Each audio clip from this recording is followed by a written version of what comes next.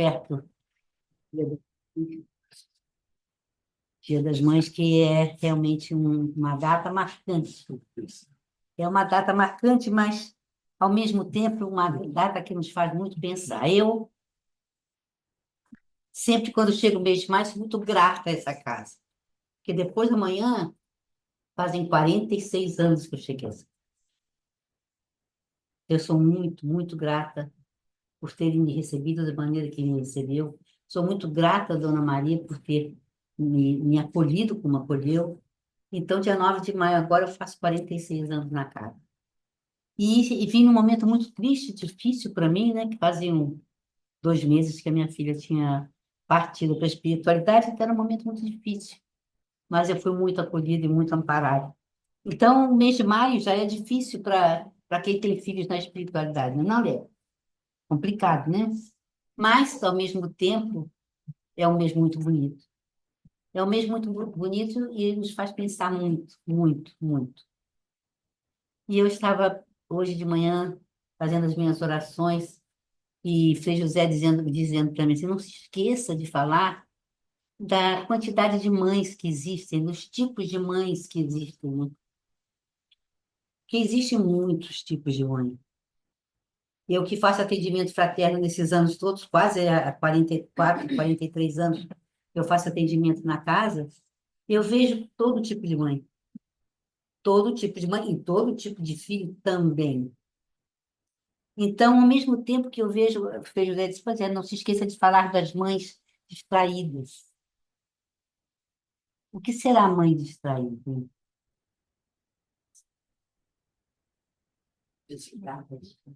Nós hoje vivemos um mundo em transição, como nós estamos aqui cansados de dizer, né? Então, está tudo mais ou menos fora do lugar.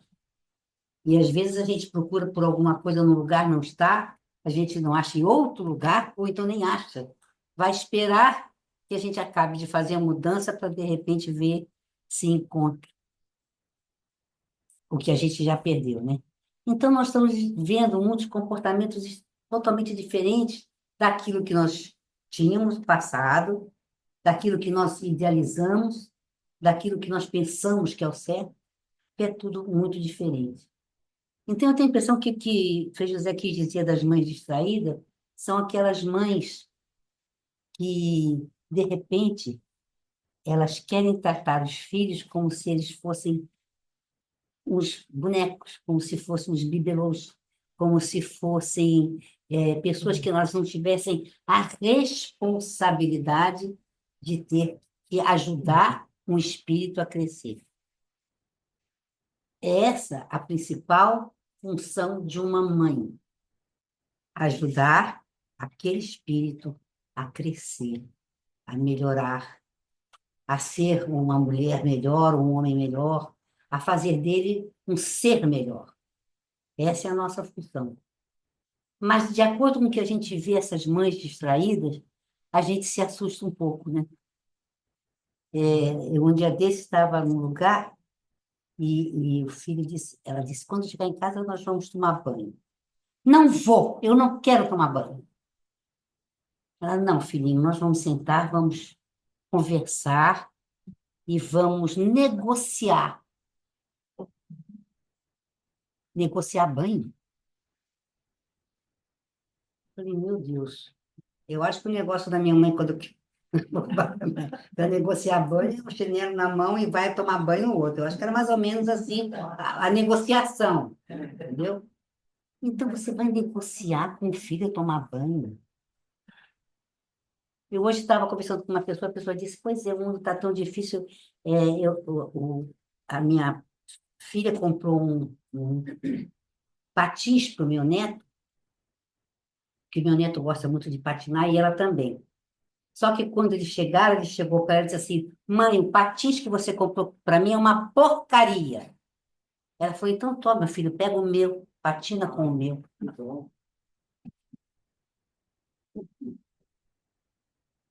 Então, se a função de uma mãe é fazer daquele ser, daquela pessoa, um ser melhor para o futuro, elas estão fazendo isso? Ou elas estão criando criaturas que vão ser infelizes, que não sabem ouvir o não, que não sabem sair do lugar sem que seja feita a sua vontade. Então, eu acredito que as mães distraídas são mais ou menos essas, né? Que, de repente, não se dão conta da responsabilidade. Eu criei meus filhos, eu me lembro que eu criei meus filhos. Meu filho fez agora, domingo, 57 anos. Ele foi, que, portanto, né, já está grandinho, né, um rapazinho já. E eu me lembro que ele estudava no Colégio São Vicente de Paulo, ali no Cosme Velho, e as mães diziam, não, meu filho vai ter que escolher a religião. Ele escolhe a religião que ele quiser, do jeito... Como assim?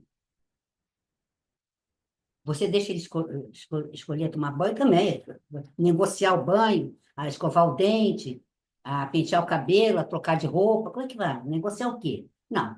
Eu acho que no máximo que você pode dar é o básico, porque eu já conversei uma vez com vocês, né? O reitor do colégio me chamava da minha macumbeira preferida, porque ele sabia que eu era espírita. Então, nós conversávamos muito, ele era uma pessoa muito aberta, muita saudade do Padre Almeida. E ele, então, conversava muito comigo sobre espiritismo, e ele sabia, né? Que eu dei aos meus filhos, em primeiro lugar, a noção do espiritismo. Se eles quisessem mudar de religião depois, isso era o problema deles. Eles podiam ser até voltar, sei lá, ser ateu, o que eles quisessem, mas a base, que é justamente esta base que faz com que as pessoas possam crescer de uma maneira mais consciente, mais consistente.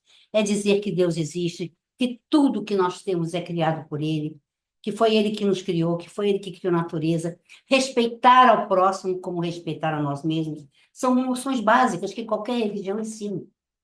Qualquer religião dá essas noções básicas. Agora, agora, o que para mim, o melhor que o Espiritismo pode oferecer a um ser, sinceramente, é a reencarnação. Eu acho que sem a reencarnação seria muito difícil nós entendermos a vida como ela é. Porque é uma disparidade tão grande que nós vemos, é um desequilíbrio tão grande, quer dizer, que não é desequilíbrio, mas na verdade de seres que vivem no mesmo lugar, do mesmo jeito, e que são totalmente diferentes, totalmente diversos, que se não fosse a reencarnação, dificilmente eu iria achar que Deus é misericordiosamente justo e bom. Seria difícil, muito difícil. Então, a reencarnação te dá exatamente essa base para que você possa entender aqueles espíritos que estão ao seu lado, aquelas criaturas que estão ao seu lado e que você precisa ajudar. Como se você der isso para os seus filhos, eles vão entender os pais que têm.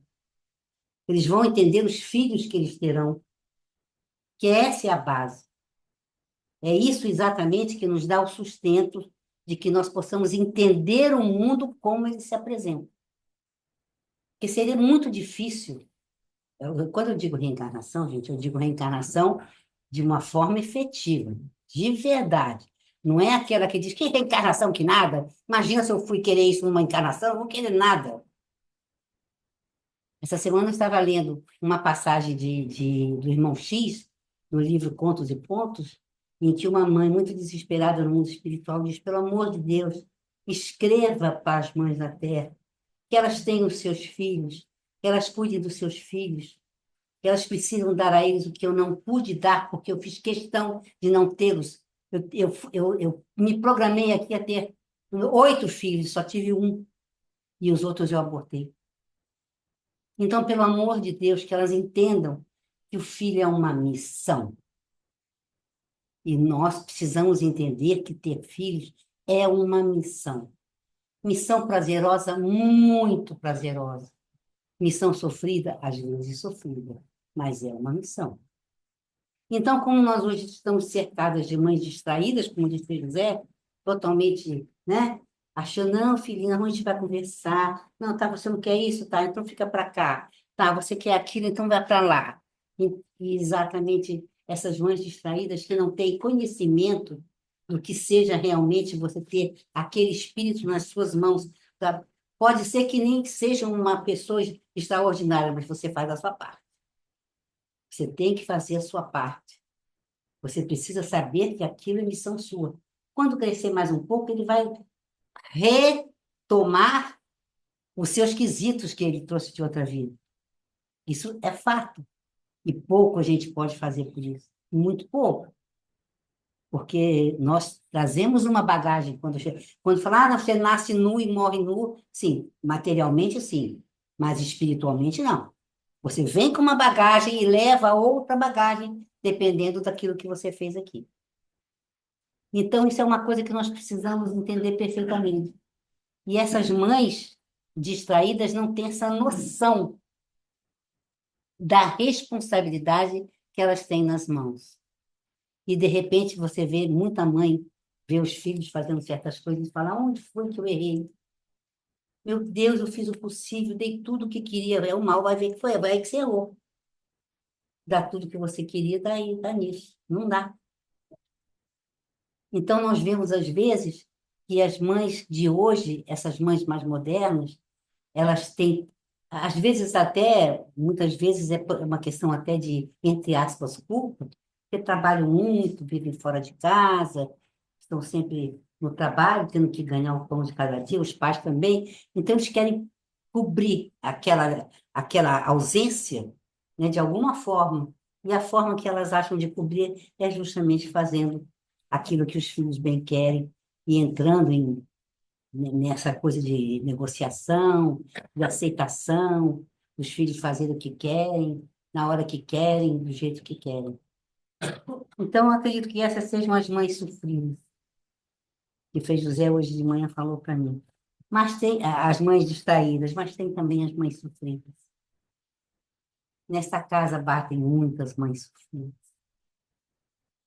Muitas delas com os filhos doentes, com os filhos precisando tanto do amparo. Hoje em dia nós estamos num mundo envolvido, imerso em drogas, em bebidas, em desequilíbrios sexuais. Nós estamos num mundo perverso, nós temos que entender isso. E, infelizmente, às vezes, os pais não conseguem libertar aqueles filhos daqueles momentos. E como sofrem. Como sofrem. Ontem nós estávamos comentando que nós temos aqui um serviço, um trabalho, né, nas terças-feiras e também, às vezes, nas quintas-feiras, de pedir pelas pessoas que estão necessitando de amparo espiritual. Não é o físico também, nós temos o físico, mas o material, o espiritual. E só nesse tem 4 Lucas. 4. Aí eu digo assim, meu Deus do céu. Doutor Lucas, o senhor que nos ajuda tanto, né? E é justamente aquele que trabalha na casa, na parte do problema do físico, cuida deles, né? Eles são 4. Num mundo de 10, 15, 4 são Lucas. Então, na verdade, na verdade, nós precisamos entender que, não é, coitado, não tem nada a ver com o nome do pobre do Lucas Evangelista, gente, pelo amor de Deus. É só coincidência, né? E algumas sofrem muito. Hoje em dia, uma infestação de filhos com todo tipo de problema, é de autismo, é de TDAH, é de desequilíbrio de toda ordem. Gente, pelo amor de Deus, isso não vem à toa. Isso vem para que a gente possa, de repente, ter que ajudar aquelas crianças, ter que ajudar aquelas pessoas. E nós, às vezes, não fazemos o nosso melhor, nós não fazemos o trabalho que deveríamos fazer e passamos de mãe distraída, que fomos, porque não prestamos atenção nisso, a mãe sofrida, que de repente bate na porta dos hospitais, na porta das igrejas, na porta de uma casa espírita, pedindo, pelo amor de Deus, que sejam amparados os filhos. E nós, Suicídio também. gente, a quantidade de suicídios. E eu já atendi várias pessoas aqui que dizem, crianças, jovens, eu não sei o que é que eu estou fazendo aqui. O que é que eu vim fazer aqui? A vida para mim não tem motivação nenhuma, eu não tenho necessidade de viver aqui. Então, vocês veem a dificuldade, e volto àquilo que eu disse lá atrás, o quanto a reencarnação, nesse momento, ela é importante, porque ela diz, você não está aqui à toa. Se você está aqui, alguma razão tem que estar, tem que ter. Você está aqui por alguma razão, e essa razão, com certeza, não é o suicídio. Porque o suicídio, obviamente, só te dá dor, sofrimento, mais ainda do que você ficar aqui sem saber o que está fazendo. Então, este vazio que, às vezes, os mais jovens sentem, muitas e muitas vezes é falta mesmo de religiosidade. Vocês já viram, não sei se vocês já tiveram oportunidade de ver, a quantidade de jovens nas igrejas pentecostais, a quantidade de jovens nas igrejas onde tem música, como eles cantam, como eles são felizes, como eles são unidos, como eles têm aquela união, é muito bonito, é muito bonito. Então, eles têm uma razão de ser. Eles vivem ali em comunidade, sabe, trocando experiências, e isso é muito importante. Já o Espiritismo nos traz uma coisa que, às vezes, os jovens de hoje não querem, mas que nós precisamos dizer, que se chama responsabilidade. O Espiritismo nos traz responsabilidade. Nós precisamos entender, passar para aqueles que estão conosco, sejam eles nossos filhos, aqueles que têm netos, que aquilo que nós fazemos vai ter consequência. Se for alguma coisa boa, maravilha, parabéns, que bom. Se for alguma coisa ruim, nós teremos a responsabilidade. Eles terão a responsabilidade. Então, na verdade, essa trava, entre aspas, né? Essa trava do espiritismo que, às vezes, afasta um pouco os jovens, porque a gente tem que dizer para eles: você é responsável pelos seus atos, você é responsável por aquilo que faz. E isso assusta um pouco. Porque as crianças, o jovem não quer ser responsável.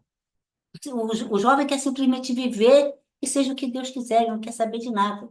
Ele acha que aquilo que ele faz não tem consequências, e tem, e tem. Tudo na nossa vida, eu digo jovens porque nós estamos falando hoje das mães, né? Mas todos nós sabemos que tem consequência. Se você é diabético e come muito açúcar, vai acontecer o quê? Qual que será a consequência? Se você é hipertenso e come feijoada todo dia, vai acontecer o quê? Vai ter a consequência daquilo que você faz. Então, isso não é nenhum mistério para ninguém. Nós precisamos, mas isso, quando a gente passa para os jovens não entendem, os jovens, de repente, falam: ah, não, eu quero viver a minha vida, quero lá saber. Então, de repente, você fica assustada de ver a quantidade de jovens, menos jovens, de crianças, menos crianças, e já adultos, mais adultos. Me mandaram aí um videozinho dessa festa que teve aí, da apresentação da Lady Gaga. Alguém viu, gente? Ainda não sabia também, não, não precisa nada a ver. Precisa não, deixa eu falar. Isso aqui é, né? Não é melhor, Paulinho, melhor. Que é assustador. Você vê o quanto o mundo está desencontrado, o quanto o mundo está totalmente perdido no que tange a ter um pouco de bom senso, de equilíbrio, de serenidade no ser. Não perdeu, não tem mais. E isso você vê em todos os lugares que você anda. Eu estava vendo uma estatística há pouco tempo que nesses primeiros 3 meses do ano, aliás, nesses primeiros 4 meses do ano, no Rio de Janeiro, houve 12 mil e alguma coisa, né, de desastres de automóvel, de batidas, algumas com consequências graves, outras não tão graves, mas 12 mil. De moto, 11 mil e pouco. Quem é que diria isso há 10 anos atrás? Quer dizer, que se carro 12 mil e tanto, de moto 11 mil e tanto, vocês veem a quantidade de pessoas. Vocês já viram, não precisa dizer nada. Eu acho que quem anda pela rua vê o total desequilíbrio desses jovens que parece que o mundo para eles nada vai acontecer. Nada vai acontecer. Eu, às vezes, digo para essas pessoas que andam de moto como se doido fosse, que fossem até o Miguel Couto, justamente na parte de ortopedia. Que fosse aqui na BBR, também, né? A BBR é só ortopedia mesmo, para ver as consequências de quem faz as maluquices que fazem. Porque tem consequência. E é por isso que muita gente não gosta, às vezes, de se deparar com aquilo que se chama reencarnação. Porque tem consequência. Então, as mães sofrem, né? Quantas mães sofrem? De ver os filhos totalmente fora do eixo, às vezes sem culpa nenhuma delas. Não são mães distraídas, não, são mães, às vezes, muito, muito dentro do contexto da vida, que deram tudo o que foi possível de boa educação, de bons ensinamentos, de bons propósitos e, principalmente, de bons exemplos para aqueles filhos que, infelizmente, enveredam pelo caminho difícil. Tem muitas. Essas são as mães verdadeiramente sofridas, aquelas que têm seus filhos com doenças mentais graves, sérias, e que isso veio para suas mãos à toa. Não foi, não. Porque sem reencarnação a gente não vai entender. Não vai. Eu digo sempre aqui, desculpa, eu vou te expor agora, vou te expor, desculpa. Mas eu sempre mexo com a Léia, digo, a Léia, para mim, é a minha ídola. Ela é minha ídola. Porque a Léia teve 2 filhos gêmeos, o Rafael e a Letícia. Já muito cedo, a Léia está aqui há muitos anos, e o Rafael vinha com ela, frequentava a casa com ela. A Letícia tem um processo mental sério, uma deficiência mental mais complicada, ficava em casa, e ela vinha com o Rafael. Peraí, quantos anos tinha o papai? Rafael teria hoje 50, Hoje 52. Não, Sim. foi naquela época. Quando ele fala, quando ele desencarnou, Ah, quando ele 20, há 19, 18, 19 anos. 18, 17. É. A gente, ele veio muito, graças a Deus, né? Porque daí ele entendeu que ele tinha morrido, né? Que ele tinha Então, quer dizer, ela partido. tinha esses 2 gêmeos, uma com uma grave deficiência mental, que é a Lelê, e o Rafael. Um belo dia ela me liga, não vou esquecer isso jamais, uma sexta-feira, não vou esquecer isso jamais. Ela me liga e disse, Sara, eu falei, oi, meu bem, o Rafael foi assassinado. Eu falei, hã? Eu não acredito, eu juro, eu não acredito. Ela estava tão assim, fora do ar, que ela falou aquilo. Eu falei, gente, eu não acredito. Meu medo era que ele tivesse muito perdido, né? Pois é, mas aí eu corri, fui ver, aí fui com ela para lá, a casa dela cheia de gente, amigas, graças a Deus, que ela tem muitos. No sábado, obviamente, foi o enterro do Rafael, muito sofrido, nós aqui ficamos em choque. A casa toda ficou em choque, né? Porque foi realmente brutal. E hoje ela ficou exatamente com a Lelê, que mentalmente a Lelê tem o quê? Está com 52? Tem o quê? 5 anos de idade? Ah, é, oscila. Oscila 5, 6 anos de idade. Né? E que é uma querida de todos nós da casa, com certeza. Mas você dá trabalho. Mas à toa não veio? Não. Não veio. Essa paulada nessa encarnação não veio aqui, né? E é por isso que eu admiro tanto a Leia, porque você tem 2 filhos, um com um sério problema e outro sadio. O sadio desencarna de uma maneira brutal, como foi o caso do Rafael assassinado, numa porta de banco, porque foi buscar dinheiro para pagar os empregados. E a Lívia com esse problema não é fácil, não é fácil. Então, Não é a toa. Porque eu vi. mas que Para bom, isso é maravilhoso, né? Isso para mim, sabe? E o importante, eu nunca me revoltei e nunca desejei o mal para o rapaz que tirou nele. Muito antes, pelo contrário. Fiquei com muita pena do carro que ele vai ter que Obviamente que resgatar, ele mesmo plantou, né? né? E muito, muito tranquila, porque sabia que o Rafael estava bem, Está bem. acompanhado, bem, e ciente da coisa, porque ele já era espírita, né? Exatamente. Quer dizer, isso, gente, não é fácil, não, né? Eles vão de concordar comigo que não é fácil, né? Por isso que ela é minha ídola. Que a minha ídola é a Leia, né? E tem também as mães esquecidas. É. Essas são dolorosas. Você fazer tudo por um filho, cuidar, amar, estar com ele sempre, dando os exemplos, dando o aquecimento, dando o acolhimento, dando o amparo, dando a proteção, e de repente, um filho nem sequer liga. Foi lá. O filho nem sequer liga. Mamãe, há alguns anos atrás, esteve aqui chorando muito, dizendo que na época do Dia das Mães ele tinha se casado. E a esposa dele era uma moça que não se dava muito bem com ela, até pelo temperamento da moça, isso eu posso garantir. Não era por ela, não. E, e ele disse: Mãe, eu vou almoçar com a fulana, a sogra dele. Você se incomoda? O que a mamãe vai dizer? O que vai dizer? Filho único. Você se incomoda? E essa mãe disse: Não, meu filho, hoje em dia você se casou e afinal de contas, você, né, chorou o Dia das Mães todinho, né? Claro, né? Sozinho em casa, sem o filho. E quantas mães esquecidas existem? Quantas? Tem umas que nem sequer são lembradas, pelo contrário, eles às vezes falam com desdém.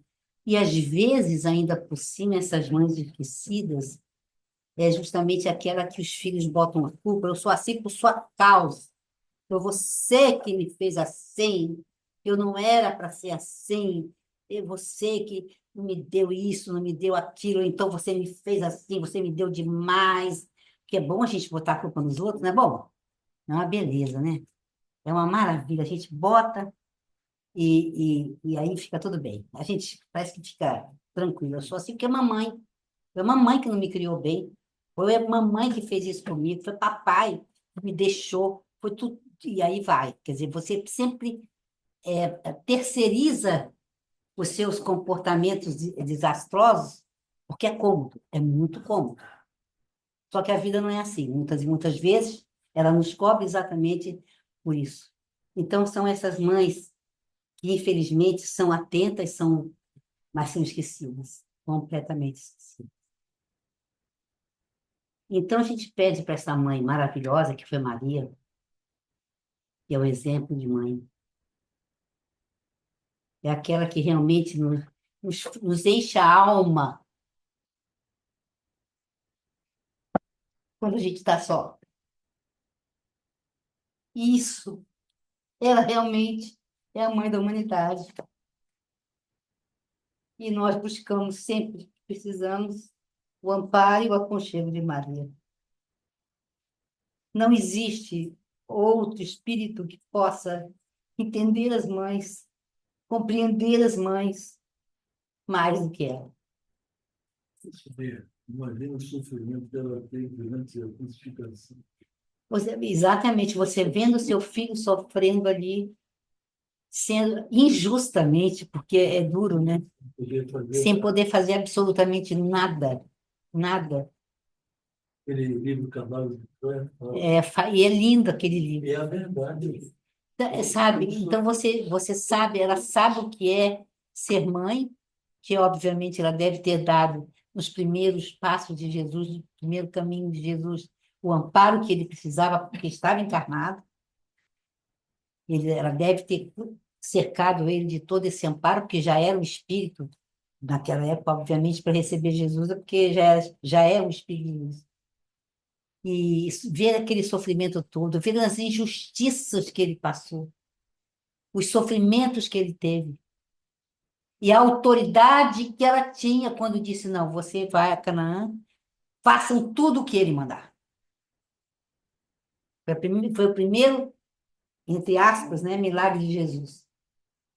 Que ele, obviamente, transformou a água em vinho, e ela disse: Você vai fazer, por favor, você vai fazer. Faça tudo o que ele mandar.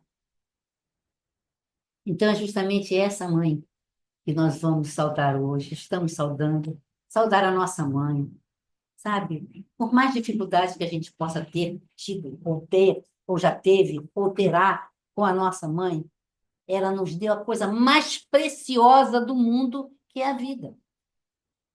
Se não fosse por ela, nenhum de nós estaríamos. Nós não teríamos. É claro que tem mães que têm dificuldade com os filhos, e os filhos têm dificuldades com a mãe. Porque nós não estamos aqui para sermos espíritos maravilhosos que nos unem com amor e fraternidade. Não. Muitas e muitas vezes nós temos dívidas sérias, muito sérias a resgatar. Mas nem por isso nós não temos que, em primeiro lugar, agradecer a mãe que nos permitiu chegar a essa encarnação. Certo? Então vamos saudar as mães, com certeza.